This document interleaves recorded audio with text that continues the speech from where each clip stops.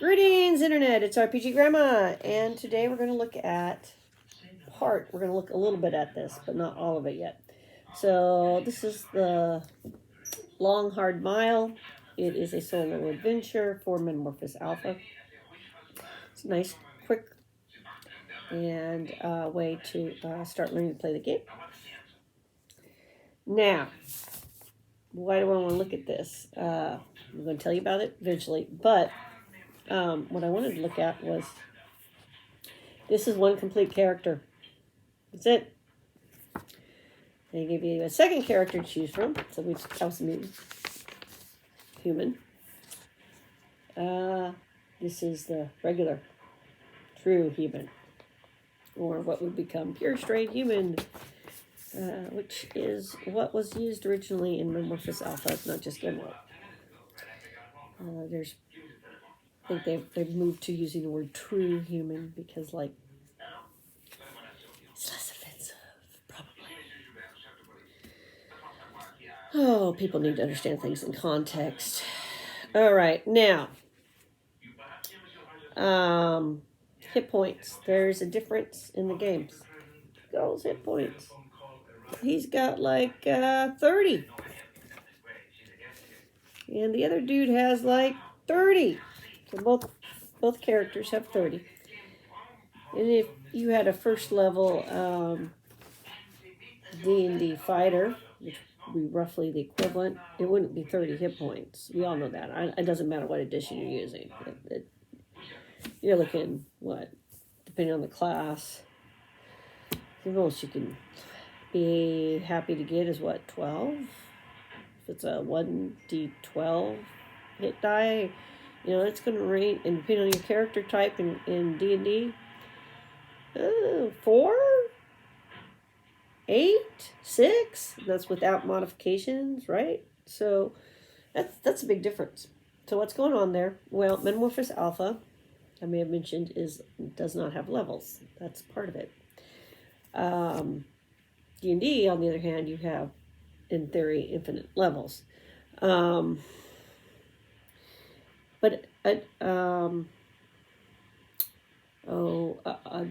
Ardoon, I can speak, Ardoon has levels, but also front loads its hit points. So what's going on? Depends on how you view hit points. So that is a big difference. There's a philosophical schism that developed early on in D&D and then in games that came out around D&D, which was the hit points represent your raw physical ability to survive. Hit points represent that, plus all your skill in avoiding combat and lessening your injuries by how you move your body and your skill and all this stuff. So what they became in advanced D&D was that abstract form with all of that rolled in there. And what they were in, and have stayed in not Gamworld, but Metamorphosis Alpha and Ardoon is no, man. That is like your raw survival ability. That's your hearts. You don't get extra hearts just because you're going up a level. Ardoon has levels. This game does not. And I think Traveler took a similar approach. Like, what you got's what you got. Be happy with it. Make your lemonade, because your PC isn't getting better that way. So your PC gets better other ways. So it's a difference in philosophy. However, being able to, this is just a brilliant clickers like this. You write down little boxes to check off. It's way easier to do the math. Just saying, a lot less rate. You know, there'll still be erasing stuff, but it's just easier. The other thing I wanted to point out was, look how small this book is. I got a composition book here. It's an example. I mean, that is a lot less paperwork to deal with. D&D forms, they're always complicated. You always have like 3 pages, and still you can't get all the information you need in one section. So you're having to like put it on another page somewhere else. and they're just, and they're busy. This is, by the way, 5Es is much better laid out than some pre-made character sheets I have for Advanced Dungeons and Dragons 1E and 2E, and I can safely say that that's a thing. Another difference between the games, the reasons you don't see little plus signs and stuff, is these raw numbers. They mean stuff, and they're important. While in D&D, they have become the way of generating the important number, your plus number, your negative number, that then is tacked on to everything else that makes all the other mechanics work. And so that is a difference.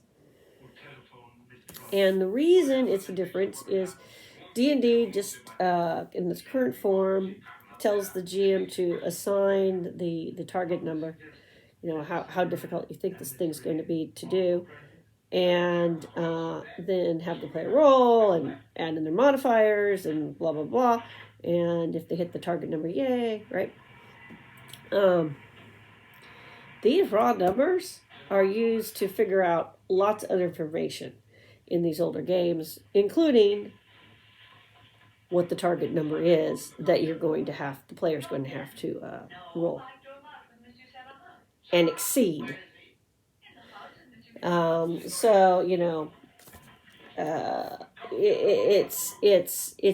a different mechanic, but it revolves around this generating the target number and how you go about doing that.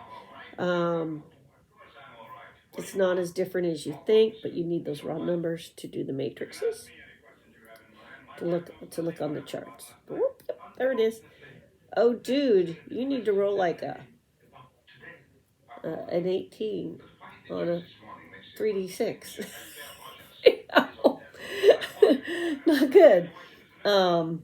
So that is one of the differences. So solo adventures here.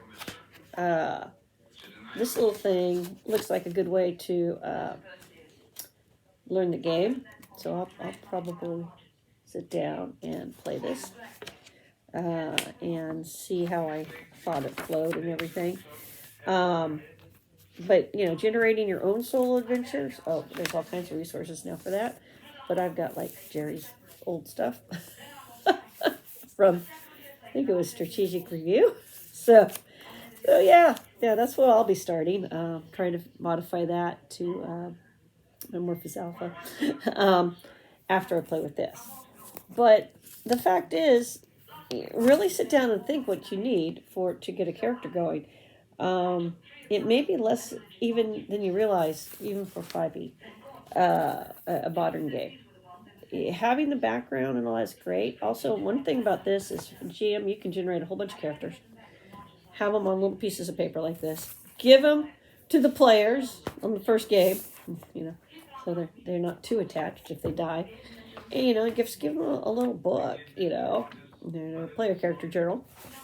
And there's a glue stick and say, I'll glue that in there. And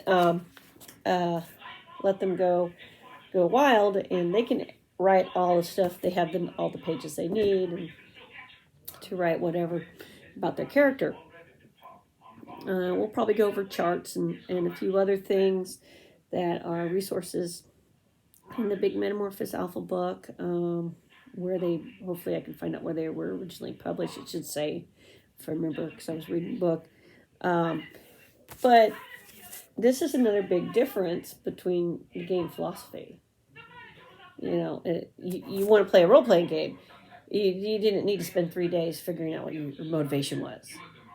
Motivation was adventure. Keep that in mind. You're doing desperate things. You're adventuring. Usually what happens back then was the DM would give you, or GM would give you some hooks. That would be your motivation to get your player going. It's gotten a lot more subtle, complex, etc. now, but still, it's only really basic information you need to get started, and so keep that in mind. Don't get analysis paralysis. Anyway, everybody have a great day. Bye.